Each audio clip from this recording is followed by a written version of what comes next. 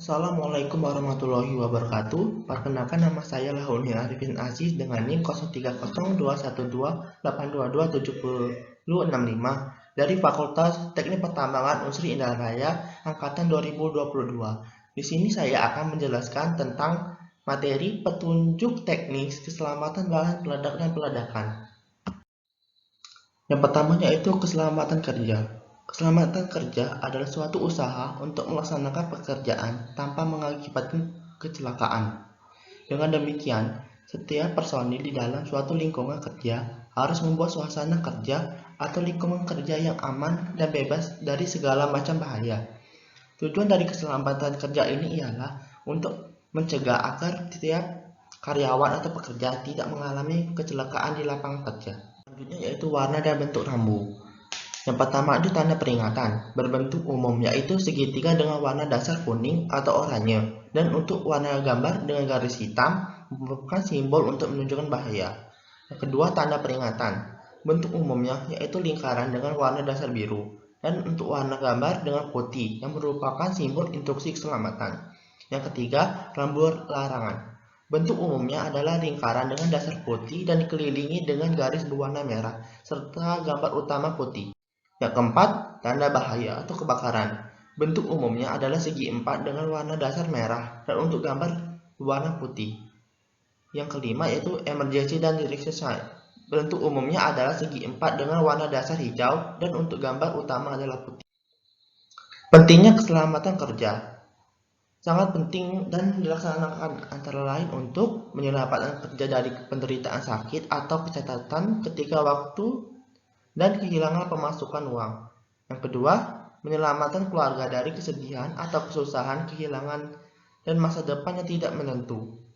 Yang ketiga, menyelamatkan perusahaan dari tenaga kerja, pengeluaran biaya akibat kecelakaan, latih kembali atau menggantikan karyawan, kehilangan waktu akibat kerja terhenti dan menurunnya produksi. Selanjutnya, penanganan bahan peledak dan peledakan.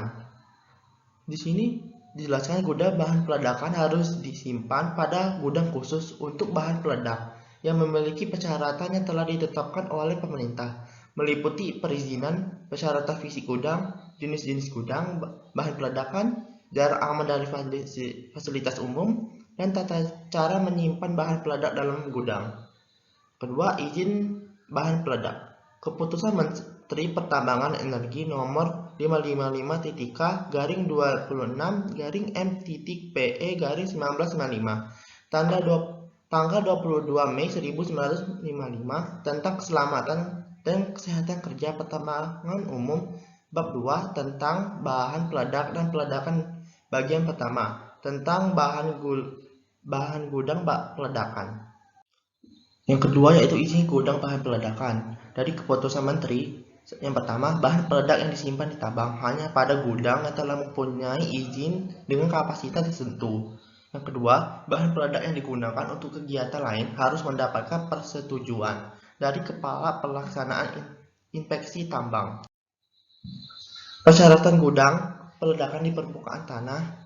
Yang pertama yaitu gudang berbentuk bangunan untuk menyimpan bahan peledak peka detonator harus terdiri dari yang A. Ruang belakang untuk menyimpan bahan peledak, dan B. Ruang peledak untuk penerimaan dan pengeluaran bahan peledak. Yang kedua, pintu ruang belakang tidak boleh berhadapan langsung dengan pintu ruang depan, dan kedua pintu tersebut dilengkapi kunci yang kuat. Ketiga, ruang gudang bahan peledak dari jenis lainnya dapat terdiri dari satu ruangan, tetapi harus disediakan tempat khusus untuk pemeriksaan atau penghitungan bahan peledak yang letaknya berdekatan, tetapi tidak satu ruang dengan gudang tersebut. Yang berikutnya, jarak aman. Dari keputusan Menteri Pertambangan, yang pertama, jarak penetapan jarak aman gudang PK detonator ditentukan sebagai berikut. A. Setiap 1000 detonator nomor 8 setara dengan 1 kg bahan PK detonator. Untuk detonator yang kekuatannya melebihi detonator nomor 8 harus disesuaikan lagi dengan ketentuan pabrik pembuatannya. Yang B. Setiap 330 meter, sumbu ledak dengan spesifikasi 50-60 grain setara dengan 4 kg. 2. Jarak aman gudang sebagaimana dimaksud dengan pasal 53 ayat 1 dan 56 ayat 1 serta pasal 58 ayat 1. Berikut jarak aman peledakan. Menurut Kementerian ESDM 1826 tahun 2018, jarak aman untuk alat dan fasilitas pertambangan adalah 300 meter dan 500 meter bagi manusia, dan jarak horizontal S yang terdapat pada gambar atau berdasarkan kajian teknis. Tata cara penyimpanan bahan peledak. Yang pertama, peledak harus disimpan dalam kemasan aslinya dan dicantumkan tanggal penyerahan bahan peledak tersebut ke gudang. Tulisan harus jelas pada kemasannya dan mudah dibaca tanpa memindahkan kemasan. Yang kedua, amunisi jenis MSU lainnya hanya dapat disimpan dengan bahan peledak lain di dalam gudang bahan peledak apabila ditumpuk pada tempat terpisah dan semua bagiannya yang terbuat dari besi dilapisi dengan plat tembaga atau aluminium atau ditutupi dengan beton sampai 3 meter dari lantai. Yang ketiga, temperatur ruangan bahan peledak untuk bahan ramuan tidak boleh melebihi 55 derajat Celcius dan pK detonator tidak melebihi 35 derajat Celcius. Selanjutnya, peledakan.